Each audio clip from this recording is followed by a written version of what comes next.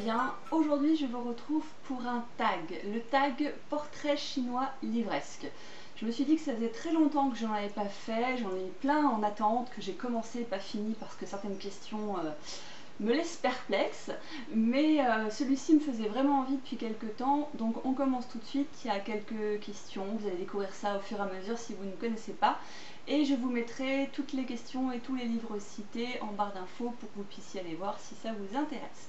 Mais vous allez voir, on est quand même dans des livres assez classiques. Question numéro 1, si j'étais un livre, eh bien si j'étais un livre, je serais le mien, tout simplement, celui que j'ai publié l'année dernière. Parce que je suis très fière d'avoir réussi de le terminer et je ne vois pas quel livre pourrait mieux me ressembler que celui-ci qui est un témoignage en fait. Donc à partir de là, c'est moi dans ce bouquin, donc forcément en termes de portrait chinois, c'est celui qui va me ressembler le plus. Question numéro 2, si j'étais une couverture. Alors j'avais envie d'une couverture à la fois très colorée et simple, et dans ma bibliothèque j'ai trouvé ce livre qui est un livre en fait de développement personnel, d'organisation, de pratique, qui permet de transformer les longs discours en quelques dessins qui sont assez parlants. Il s'appelle Blablabla. Et je l'aime beaucoup parce qu'il est rouge vif et que les dessins sont assez naïfs. C'est le cas dans tout le livre et j'aime beaucoup en fait. C'est simple et du coup je trouve que ça me correspond. Sinon j'aurais aimé être une couverture de manga parce que c'est hyper coloré, c'est plein de peps. C'est souvent des bestioles qui n'existent pas, j'adore notamment les métamorphes, donc c'est un truc qui me plairait bien aussi. Question numéro 3, si j'étais une maison d'édition, alors j'en ai deux qui me sont venus, d'abord 10-18, parce que je trouve qu'ils ont toujours de très jolies couvertures, là en l'occurrence j'ai celui-ci avec moi, mais j'aime bien aussi par exemple la couverture, je crois qu'ils ont fait pour, il me semble, Orgueil et Préjugés. C'est peut-être celui-là, j'ai un doute mais c'est peut-être bien celui-là. Et j'ai pensé aussi à la maison d'édition Marabout, qui finalement a assez peu de romans mais qui est très connue pour ses livres pareils, pratiques, que ce soit de psychologie, de santé, de famille, et aussi leurs livres de cuisine, et j'aime beaucoup ce qu'ils font, donc voilà, 10-18 ou Marabout. Question numéro 4, si j'étais un auteur, donc je commence dans le ça y est, ce n'est plus très original, j'aurais adoré, j'adorerais être Stephen King. Alors pas pour tout ce qu'il a vécu, parce que ce gars a quand même eu une vie assez incroyable en termes de choc, en termes de traumatisme et en même temps de très belles expériences. Mais déjà j'adore son univers, j'adore la façon dont il écrit, j'ai jamais autant frissonné qu'avec des King, peut-être avec des Kants aussi, mais en tout cas beaucoup avec lui. C'est un des premiers auteurs adultes que j'ai lu en étant petite. Et là, je l'ai découvert très récemment grâce à ce livre que je viens de terminer, qui est à la fois une autobiographie et un livre sur l'écriture, où il raconte vraiment ce qui lui est arrivé, son adolescence, tous les refus qu'il a pu avoir, l'importance de sa femme dans sa vie, etc. Et j'ai découvert un gars très drôle, en fait, un peu bourru, un peu, voilà, pas facile à apprivoiser, je pense. Et du coup, je trouve que ça me correspondait bien. Donc, voilà. J'aimerais bien Stephen King pour écrire comme lui, et puis pour le côté un peu ours au fond des bois. Question numéro 5, si j'étais un best-seller.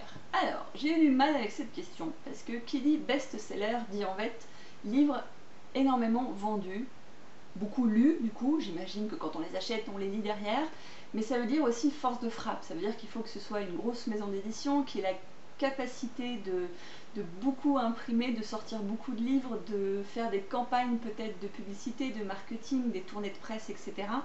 Donc c'est pas à la portée du premier auteur et je trouve que c'est un peu dommage parce que voilà, c'est un univers qui me plaît pas des masses, la notion de best-seller. Je prends un exemple tout bête au risque de me faire taper dessus, mais Nos étoiles contraires est un best-seller. J'ai détesté ce livre, enfin c'est pas que j'ai détesté, mais je l'ai trouvé vraiment plat. J'ai bien aimé l'écriture de John Green, mais le livre en lui-même, je n'ai pas trouvé qu'il était révolutionnaire ou fantastique ou ce que vous voulez, même en termes d'émotion. Du coup, si je me dis que ça c'est un best-seller, bah j'ai un peu du mal. J'ai quand même pris le temps d'aller chercher la liste des best-sellers les plus vendus dans le monde quotidiennement. Je vous apprends d'ailleurs que du coup en première place c'est la Bible. Et j'ai découvert que j'avais dans ma bibliothèque un best-seller et il se trouve que c'est un livre que j'ai beaucoup aimé, donc ce serait celui-ci. Réfléchissez et devenez riche. Alors pourquoi j'ai choisi celui-là plutôt que d'autres que j'ai lus également, comme par exemple Le Petit Prince? Parce que j'adore Alors c'est pas la complexité, je ne vais pas trouver le mot, mais le double sens du titre. Beaucoup de personnes achètent ce livre, en particulier en plus parce que la couverture, celle-ci ou d'autres éditions, prête à confusion, parce qu'il y a des billets dessus, il y a de l'argent, des fois il y a des dollars, et vous vous dites, voilà, riche financièrement. Et en fait, ce livre traite de la richesse au sens le plus large en termes de développement personnel, c'est-à-dire devenir riche de tout en fait, de votre vie, de votre famille, de votre entourage. Alors il y a aussi une partie financière, mais finalement ce n'est pas forcément le plus important dans ce livre. Et j'aime beaucoup ce double sens, qui est quelque chose que j'utilise pas mal également au quotidien. J'aime bien les petits comme ça, compréhension à plusieurs niveaux en fait. Question numéro 6, si j'étais un personnage féminin, eh bien je serais à tour de rôle une des 4 filles du docteur March. En priorité Jo, parce que je pense que dans mes souvenirs en tout cas c'est celle qui me ressemble le plus. Il serait vraiment temps que je le relise, mais parce que comme je l'avais déjà expliqué dans d'autres vidéos, je trouve que entre la maman et les 4 filles, et même les personnages masculins qu'on peut croiser, que ce soit Laurence, que ce soit le père absent, etc., il y a une belle galerie de personnages. Et si j'en reste à pourquoi moi je choisis d'être une des 4 filles du Dr March, c'est tout simplement pour la complexité de la personnalité féminine, pour ce côté qu'on nous dit souvent, voilà, lunatique, vice versa, avec des humeurs, les hormones, tout ça. Sans faire de généralité, en ce qui me concerne en tout cas, ça me ressemble pas mal. Je peux être très douce comme très violente, je peux être hyper comme positive, comme parfois déprimée, même si je suis plus souvent très optimiste que déprimée, mais bon bref.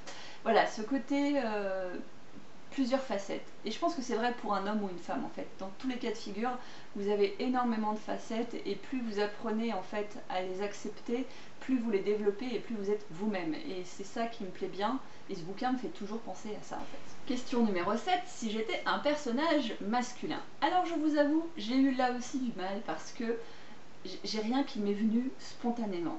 Et puis en regardant ma bibliothèque, là encore je me suis dit, mais oui, bien sûr, je suis Sam Gamgee dans Le Seigneur des Anneaux.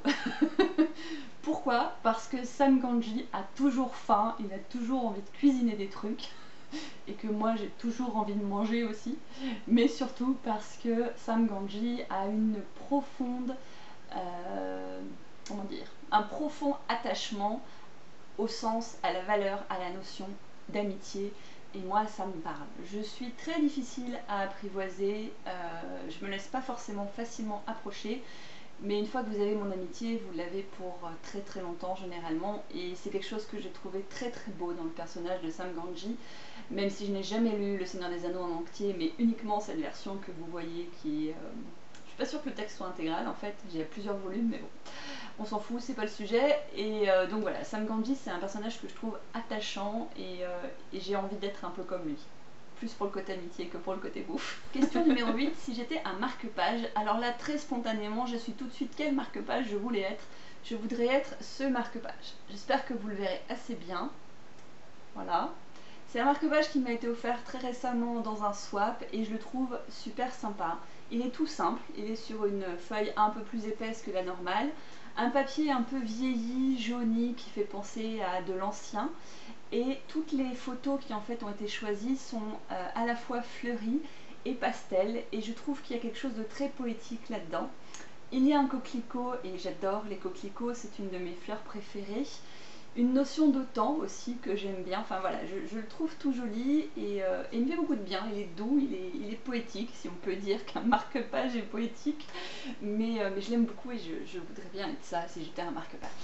Question numéro 9, si j'étais un 4e de couverture. Là aussi facile pour moi de répondre avec un livre que j'ai lu récemment qui est Joyland de Stephen King et je vous lis ce qui est écrit à l'arrière. Les clowns vous ont toujours fait peur? L'atmosphère des fêtes foraines vous angoisse? Alors un petit conseil, ne vous aventurez pas sur une grande roue un soir d'orage. Pourquoi j'aime cette phrase? Elle est sans aucun rapport avec le livre, parce que finalement le 4e de couverture d'un point de vue du livre est très mal choisi. Et c'est pas grave, on s'en fout. Parce que Stephen King m'a profondément marqué avec ça. C'est un truc que je cite très très souvent parce que c'est la première fois de ma vie, je crois, que j'ai eu peur, véritablement, et que je suis une grande adepte des livres qui font peur, des films d'horreur qui soient sanguinolents, qui soient réels, pas réels, etc. J'adore avoir peur. Donc du coup, ça me parle. Les fêtes foraines, je suis fan absolue des fêtes foraines. J'ai 6 ans quand j'y vais, je saute partout, je rêve d'avoir la bonne taille pour pouvoir aller dans les manèges qui font les plus peur, la musique, l'ambiance, les barbes à papa, les peluches à accrocher, j'aime tout. Voilà, les fêtes foraines, je suis émerveillée par les fêtes foraines. On peut pas vous dire mieux. Et la grande roue, un soir d'orage, c'est parce que j'adore les orages d'été également. J'associe ça très connement au film romantique avec ces deux jeunes gens qui se courent après, qui s'embrassent et qui en ont rien à carrer, qui leur pleuvent dessus comme vaches qui pissent. Mais je trouve ça magnifique, ça m'émeut à chaque fois. Et à chaque fois qu'il y a un soir d'orage, qu'il y a des éclairs et cette pluie très dense qui tombe, un peu esprit tropical, je sais pas, ça me fait plein d'émotions. Donc ce quatrième de couverture finalement me résume assez bien. Si j'étais un accessoire de lecture, c'est la 10e question. Alors je serais soit du chocolat blanc dessert de la marque Nestlé, parce que c'est ce que j'adore manger quand je bouquine moi-même. Sinon, je serais une polaire, voilà, parce que je trouve ça super sympa qu'il fasse chaud ou pas. D'ailleurs, ça peut être une petite couverture de lin si vous voulez l'été. J'aime beaucoup lire voilà, en ayant un doudou sur moi, comme ça. Donc j'aimerais bien être ça pour les gens. Question numéro 11, si je devais être un booktuber. Alors, je vais répondre en 2 temps à cette question. Si vraiment, vraiment, vraiment, je devais être quelqu'un d'autre que moi-même, celle qui me vient tout de suite à l'esprit, c'est Sita.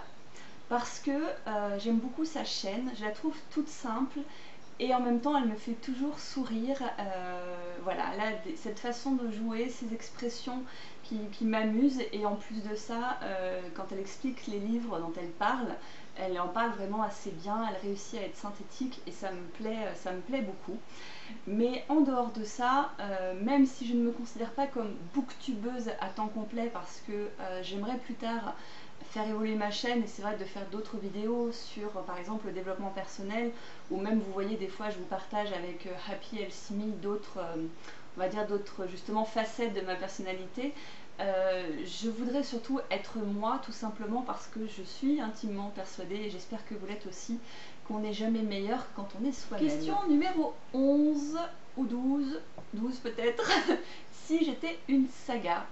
Alors, si j'étais une saga, là aussi, ça me fait comme pour les best-sellers, j'ai du mal à répondre, parce que je ne fais pas partie, encore une fois, de la génération saga, et les sagas qui me parlent n'étaient pas considérées comme telles quand j'étais petite. Par exemple, les 4 filles du Docteur March, La petite maison dans la prairie, Nord et Sud, etc. sont considérées aujourd'hui comme des sagas, alors que c'était juste une suite d'aventures à l'époque, et vous pouviez d'ailleurs souvent les lire indépendamment les l'un des autres. Aujourd'hui, c'est un peu plus compliqué. Et faire une saga pour faire une saga, comme par exemple Promise, que je viens de terminer, en tout cas le volume 2, parce que je ne finirai pas cette saga, je ne comprends pas l'intérêt. Faire une saga pour faire une saga, berk.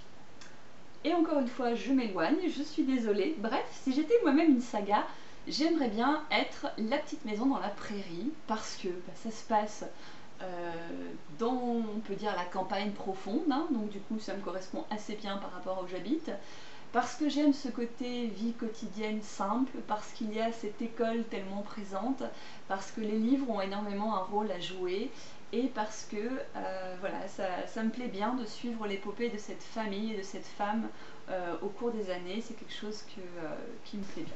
Et enfin, 13e et dernière question, si j'étais un classique, sans hésiter, je serais Cyrano de Bergerac d'Edmond Rostand, pour cette facilité, cette capacité, cette poésie à jouer avec les mots, voilà, à faire des rimes ou pas des rimes, à toucher les gens, à pouvoir utiliser les mots aussi bien pour exprimer de la colère ou du défi, comme avec la tirade du nez, pour exprimer son amour à Roxane au travers de poèmes, pour partir avec panache quand il meurt, etc. Enfin voilà, c'est une poésie qui me touche, et j'adorerais être capable de jouer comme ça avec les mots. Ce sera tout pour ce petit tag, j'espère que ça vous aura plu.